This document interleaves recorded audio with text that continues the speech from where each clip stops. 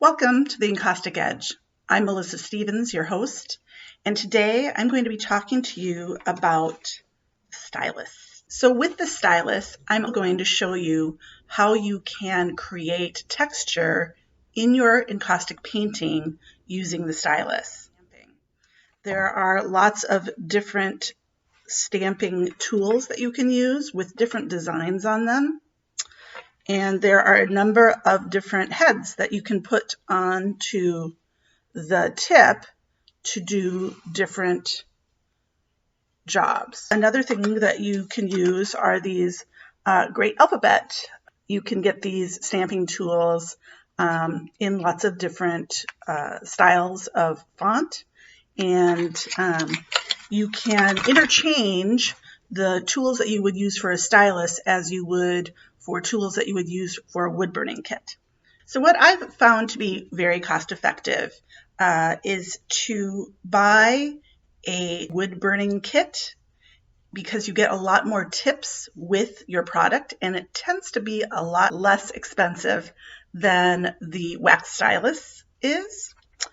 So what you would do, because a wood burning kit would burn much hotter than an encaustic stylus would, I buy a lamp dimmer switch that I then plug the stylus into so that I can control the heat with the little dial.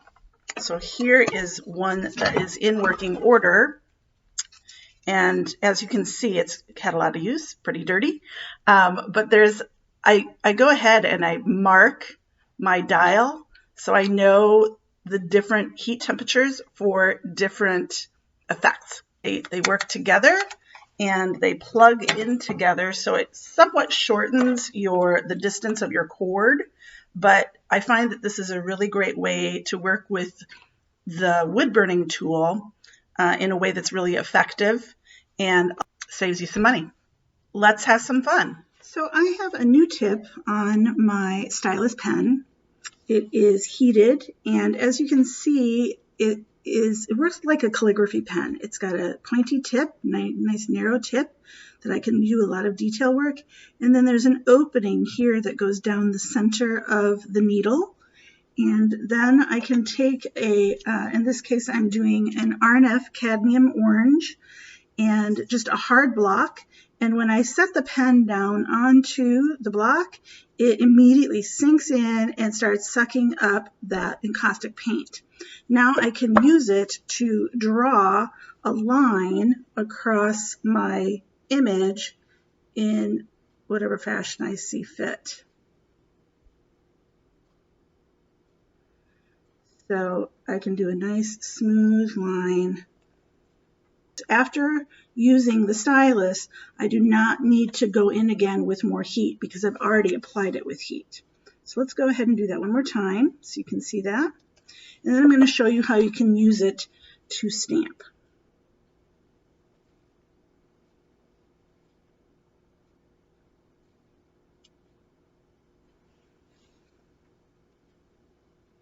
I will eventually run out of paint, in which case it will just start creating an indentation in the paint. So I have no paint left in the pen, so it just starts melting the painting.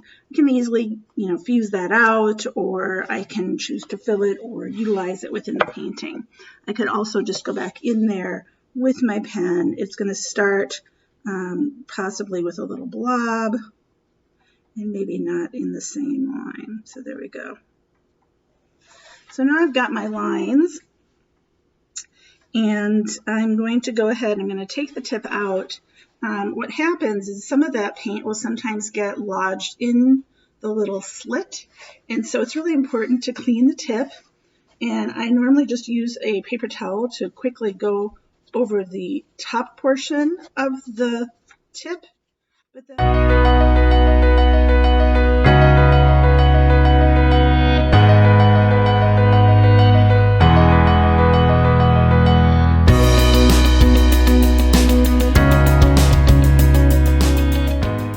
another way that you can use the iron stylus is to create a more realistic looking cloud. Potentially, you don't need to add any additional paint. You could just add the white and fuse it directly into your board, or you could add the cold paint like we did with the orange before to the iron and do it that way. Right now, this painting has fused white, and also I just added a few brush strokes of white because I had a little mistake that I had to fix. So the heat on this was too hot before, so I've turned it down. Let's see if it's a little better. It is better.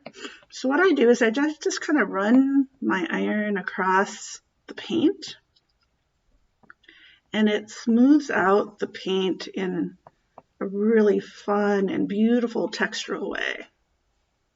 I can edge the paint in specific directions using the wider end of my iron, and I can spread it out thin across the blue. So I don't know if you can see that texture. Let me tilt it so you can. There, that's a pretty good view. So you can see there is texture here where it's smooth here.